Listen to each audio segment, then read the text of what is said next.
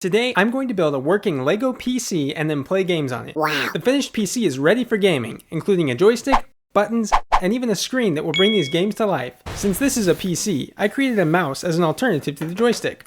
I'll show you all of this. To get started, I created a stylish mouse that fits my hand comfortably. It has working buttons for left and right click, and it will have hidden magnets inside.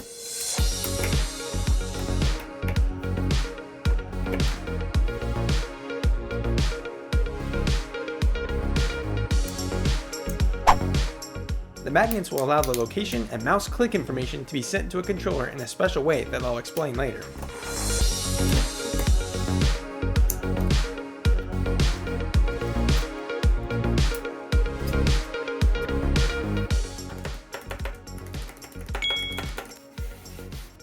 After the mouse was finished, I created awesome button covers for the main PC using a variety of interesting and colorful parts.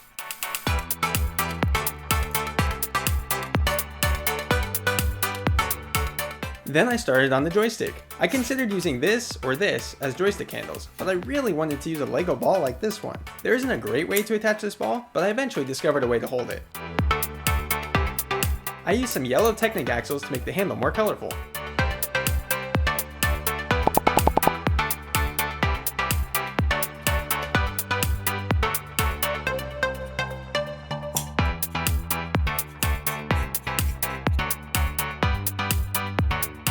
With those key items ready, I was set to make the PC.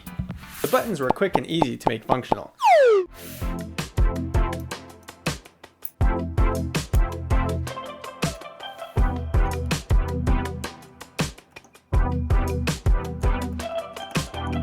After that, I started creating a mechanism to detect the joystick position.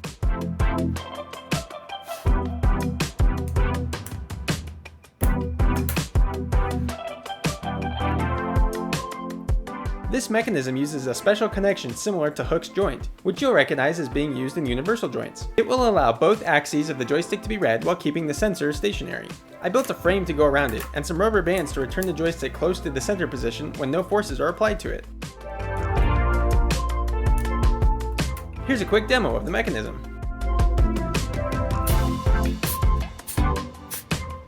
Now imagine these two orange arrows are sensors that can read angle. You can see that both axes can be read independently, and together they will be capable of reading position for a 2-axis joystick. Now if only we had high-resolution encoders to monitor the angle. Oh wait, we do! This is the Glide Wheel AS from MindSensors.com, the sponsor of this video. The Glide Wheel AS has a small footprint and it fits with Technic, not to mention the low-friction encoder design that is key for a mechanism like a joystick.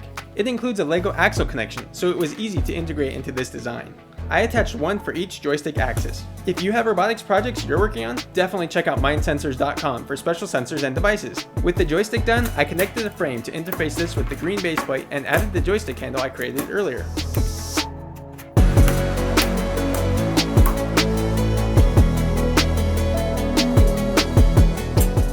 Now I just need to make it look cooler. These large gear rack arcs and some other gears will help with that, all while hiding the mechanism underneath.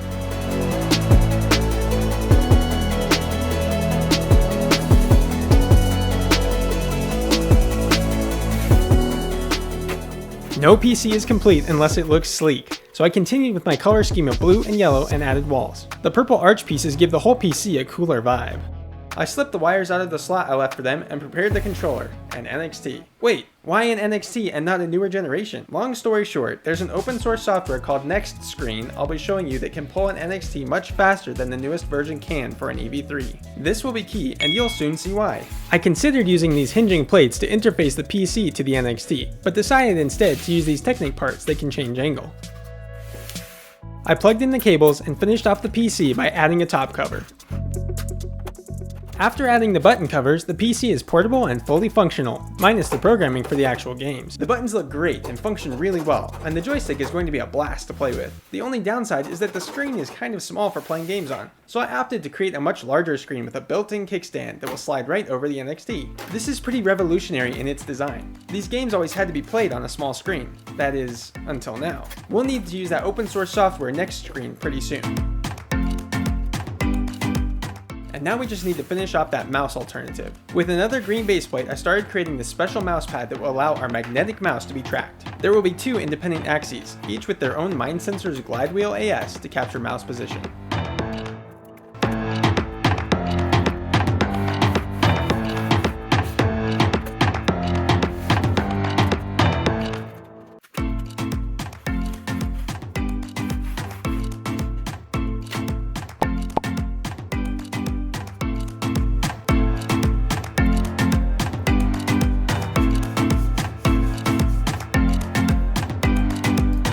magnets in the mouse will attract the magnets on top of this slider, which will in turn rotate the encoders via chains. The encoders will pass the mouse location onto the controller, and the magnet in the mouse for clicking will actually repel the magnet on top of this force sensor, which will allow the controller to know when the mouse has been clicked.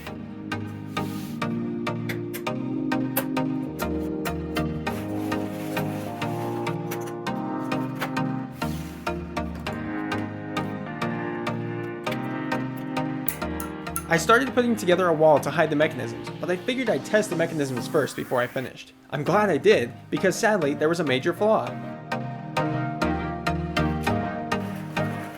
While the mouse can move the slider and clicks can be detected like this, when I add a top cover, there is not enough attractive force to overcome friction to move the slider. With no top cover, this mouse mechanism is way less cool. I tried an even thinner top cover, extra magnets, and more. I have no doubt this mechanism will eventually work, but I haven't had enough time to get it perfect. Yet. You may still see it in a future video. Luckily, that wasn't the end of the road. I still had a fully functional PC, and all that was needed was some programming. I wrote down some ideas for some new custom games to quickly code, and picked Target Blast and Avoid It All for this video. The idea of Target Blast is that a target will move around the screen and bounce off the walls, which is easy enough to program with a target angle, sine, cosine, and the unit circle from trigonometry. The player's joystick will control a crosshair, and the two buttons will control firing and reloading. The goal is to hit as many targets as possible before the time runs out. We'll keep track of the high score so there's some friendly competition to the game. On to the next game. The goal of Avoid It All is to, avoid it all. Creativity like that deserves a subscribe, don't you think? A set amount of randomly sized objects will appear from the screen's borders and travel in a straight line until leaving the field of view, where they'll be reset to another random location and sent flying again. The joystick will control the player position. When a player gets hit by an object, they lose a life. When their lives are gone, it's game over. The strategic part comes in with the buttons, which increase or decrease the player's radius and maneuverability. The score will increment proportionally to the player's current radius and the difficulty. This game's all done too. Playing these games on the NXT screen is fun, but I want you to see it on the big screen. So I put two USB Type-B cables into some plastic wire conduit, one for the NXT and one for a microphone to pick up the game sounds. I plugged the NXT and mic into a real laptop, ran next screen, and set up a projector on top of a tripod. The NXT image could then be easily projected onto the larger screen, or really anywhere for that matter. Now given, this setup is not easily portable, but you can always remove the large white screen and play on the NXT screen instead. But it's more fun to share with a large screen, especially for a tournament with friends. Okay, before we play, I'll note one thing. I had a catch-22 because my projector needs a dark room for the image to show up well, but I need a bright room so my camera can film me playing. So in order to show me playing and the screen clearly, I digitally recorded the NXT screen and overlaid that on top of my camera footage. You can see the digital recording on the left and the actual camera footage on the right. The screen's much clearer this way, huh? Lastly, the NXT screen occasionally flickers when refreshing, so you'll see some blinking. Okay, enough talking. Let's get to playing. Here's Target Blast.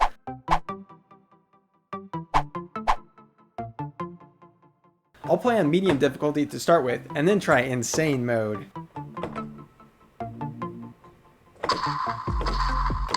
Hey, I got one!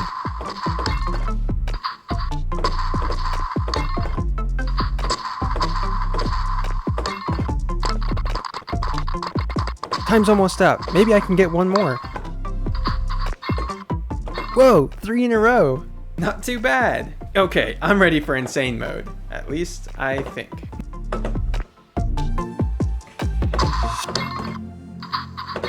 Okay, the target is definitely faster, but I get more points because of the harder difficulty.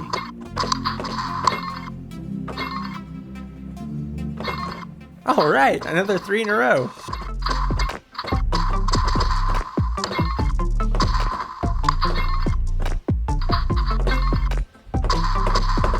Yes, crushed it. Hey, a new high score.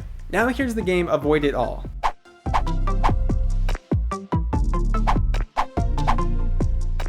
I'll start with medium difficulty because insane is, well, insane. By the way, don't let this game influence you to avoid hitting the subscribe button. If you don't subscribe for the content, subscribe for the lame puns at least. Whew, that was close. This is honestly super fun. While I was filming this video, I had to constantly stay focused, otherwise it was too easy to get sucked into playing over and over.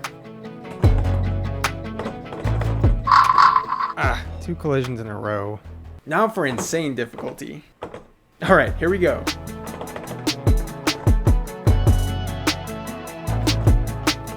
Okay, watch this. I got crazy lucky.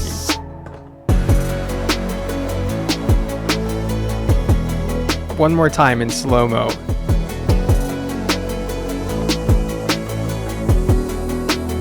That was insane.